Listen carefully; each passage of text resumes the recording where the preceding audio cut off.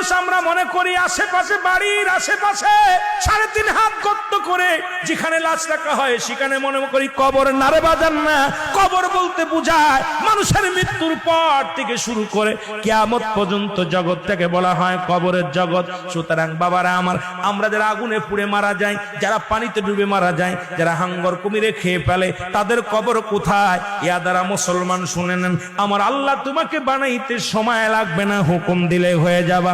সুতরাং মৃত্যুর পর থেকে শুরু করে কিয়ামত পর্যন্ত জগৎটাকে বলা হয় কবর। এই কবরে যেদিন শোয়া দিবে, 1 নম্বরে আসবে একজন ফেরেশতা, তার নাম হলো নোমান ফেরেশতা।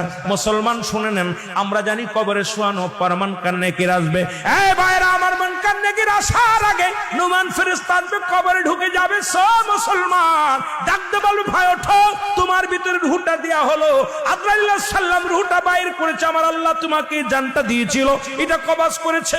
এখন আমি তোমার দুজন কেরামন কাতিবিন, দুপাশে দুজন ফেরেশতা ছিল, তারা তোমার আমলনামাটা লিখে রাখছে, ভালো মন্দ সব লিখে রাখছে।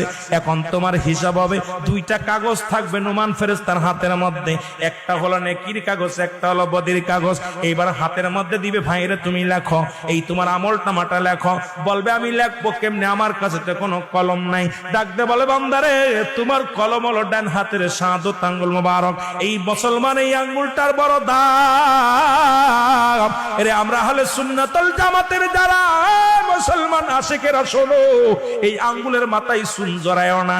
এই আঙ্গুল দিয়ে আমার নবী চন্দ্রকে দ্বিখণ্ডিত করেছে, এই আঙ্গুলের বড় দাম। এই কবরের ভিতরে তোমার আমলনামাটা তোমার এই আঙ্গুল দিয়া লেখা লাগবে। বাবার এই আঙ্গুলটার মর্যাদা তোমরা রক্ষা করবা। জোরে জোরে চিল্লায় বলো ঠিক কিনা। এবার ফেরেশতা ডাকতে, নোমান ফেরেশতা ডাকতে বলো, এ বান্দা, এই ডানাতের শাহাদাত আঙ্গুল মুবারক হলো তোমার কলম। বান্দা বলবে, আমি কলম পাইলাম, কালি তো নাই। বলবে, কালি তোমার মুখের থুতু মুবারক। জোরে বল আল্লাহু আকবার। এই মুখের থুতু মুবারক তোমার কালি। আমি আপনাদের 2টি পায়ে ধরে বলে যাই, এই মুখ দিয়ে গাজায় টান দিস না, এই মুখ দিয়ে মদে টান দিস না, এই মুখ দিয়ে বিড়ি সিগারেট খাস না, এই মুখ দিয়ে কাউকে গালি দিস না।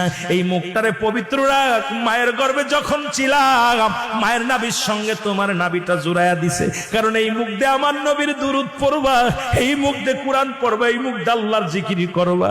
এই মুখটা দিয়া কেমনে তুমি গাজার মধ্যে টান দাও, এই মুখটা দিয়ে কেমনে বিড়ির মধ্যে টান দাও, এই মুখটা দিয়া কেমনে তুমি হারাম খাও, এই মুখটা দিয়া কেমনে তুমি হারাম জিনিস ভক্ষণ করো।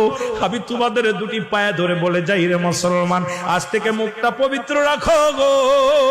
এই মুখের থুতু মুবারক হবে তোমার কালি। বান্দা বলবে, আমি কালি পাইলাম, এখন কাগজ পাবো কই রে? 3 টুকরা কাপড়ের কাপড় দেয়া হবে, কাপড়ের কাপড় 1 টুকরা টান দিয়ে খুলে নিয়ে বল, বান্দা এই লেখো। বান্দা সেকেন্ডের মধ্যে লেখা হয়ে যাবে তার আমলনামা। হাত থেকে কাগজখানা টান দিয়ে নিয়ে যাবে, আর একখানা কাপড় দিবে হাতের মধ্যে, বান্দা লেখো। এবার দেখবে 80 বছরের জিন্দেগি, কোথায় তুমি সিনেমা দেখছো, কোথায় তুমি অন্যায় করেছো, কোথায় তুমি জিনা করেছো, কোথায় তুমি ব্যভিচার করেছো, কোথায় তুমি মদের প্যান্ডেলে, জুয়ার প্যান্ডেলে ছিলারে বান্দা। এবার দেইকা বলবে বান্দা, ডাকতে বল, ফেরেশতারা রে, আমি এত বড় অন্যায় করি নাই। ফেরেশতা টান দিবে ক্যামেরা, এরকম মুসলমান শোনো,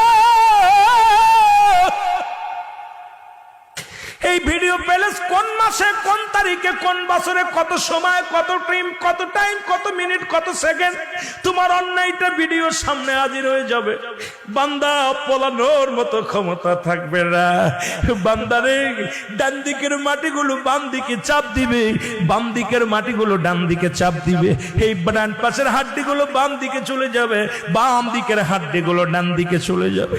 এই কবরের ভিতরে এই নুমান মুসলমান শোনো, ফেরেশতা তোমাকে